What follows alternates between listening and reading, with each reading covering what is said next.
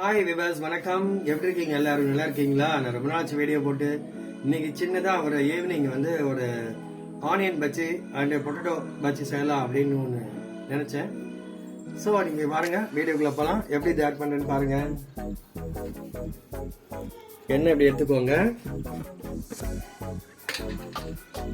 எண்ணெய் இப்படி கடாயில் ஊற்றுவோம்.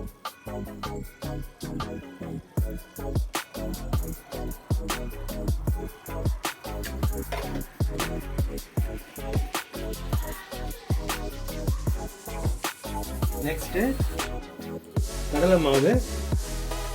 நீங்கள் கடலை மாவில் கூட உப்பு, மிளகாய்த்தூள் இதெல்லாம் கலந்து கூட நீங்கள் பண்ணிக்கலாம்.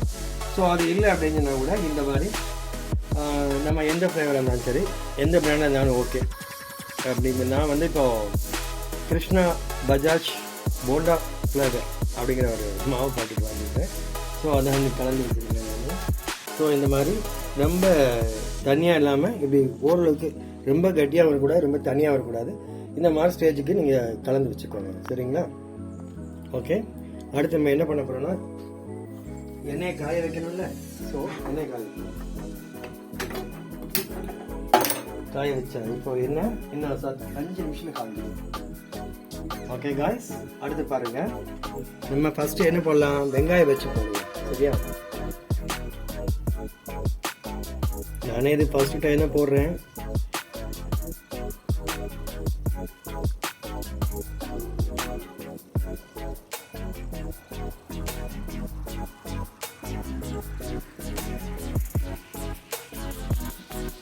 இது நல்லா முக்கி எடுங்க.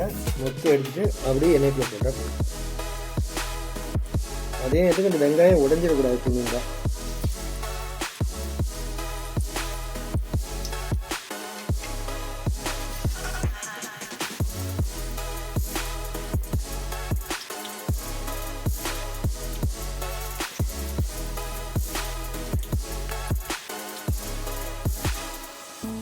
நல்லா வேகட்டும் கொஞ்ச நேரம்.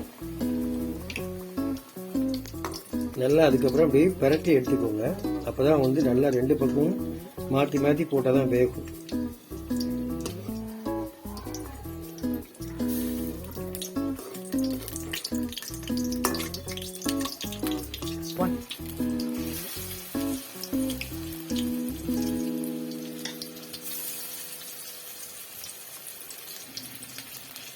உருளை பேசாது, இது பேசாதே உழுந்துக்கோங்க.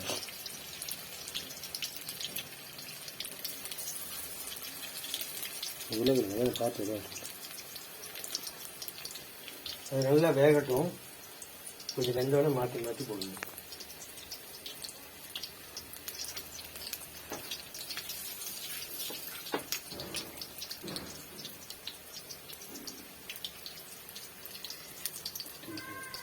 நம்ம வெங்காயம் வச்சு போட்டு முடிச்சாச்சு. இப்போ அடுத்து உருளைக்கிழங்கு வெட்டி வச்சிருக்கிறேன். ஸோ இந்த மாதிரி ஸ்லைஸாக நல்லா அழகாக அப்படி எடுத்து வச்சுக்கோங்க. அதுக்கப்புறம் மாவில் நல்லா இப்படி போட்டு எடுத்துக்கோங்க.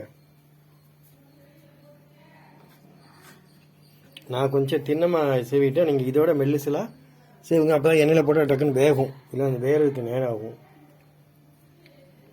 இந்த வெளியே மாவு வந்துடும், உள்ளே கிழங்கு வேகாமல் இருக்கும். அதனால் கொஞ்சம் நீங்கள் இதோட தகடு மாதிரி எடுத்துக்கோங்க. எனக்கு கை சரியில்லை, அதனால நான் எடுக்கிறது இல்லை. என்னால் வெட்ட முடியல.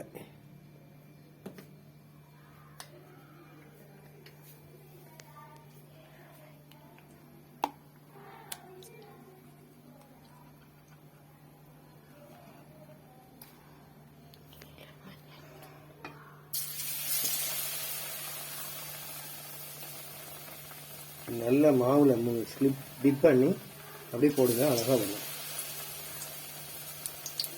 ஆனால் கிழங்கு தடியாக இருந்துச்சுன்னா கிழங்கு உள்ளே வேகாது.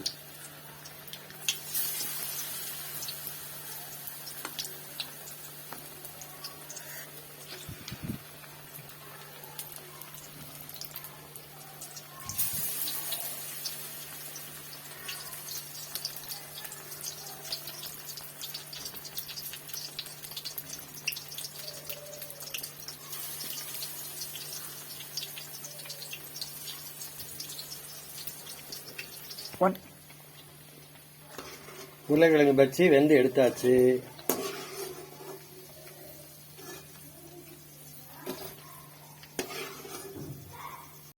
ஓகே காய்ஸ், சாயங்காலம் பஜ்ஜி செய்ய நினைச்சோம், பஜ்ஜி செஞ்சாச்சு. உருளைக்கிழங்கு பஜ்ஜி அண்ட் வெங்காய பஜ்ஜி. பாருங்க எவ்வளோ அழகாக வந்துருக்கு பார்த்தீங்களா. யூ சீரீஸ் பாருங்க எவ்வளோ அழகாக வட்டமா சூப்பராக வந்திருக்குது. ஏதோ எங்களுக்கு தெரிஞ்ச மாதிரி பண்ணியிருக்கிறோம். இதில் குறைகள் இருந்தாலும் என் கமெண்ட் பாக்ஸில் கமெண்ட் பண்ணுங்க. Okay, bye bye, see you, Tata.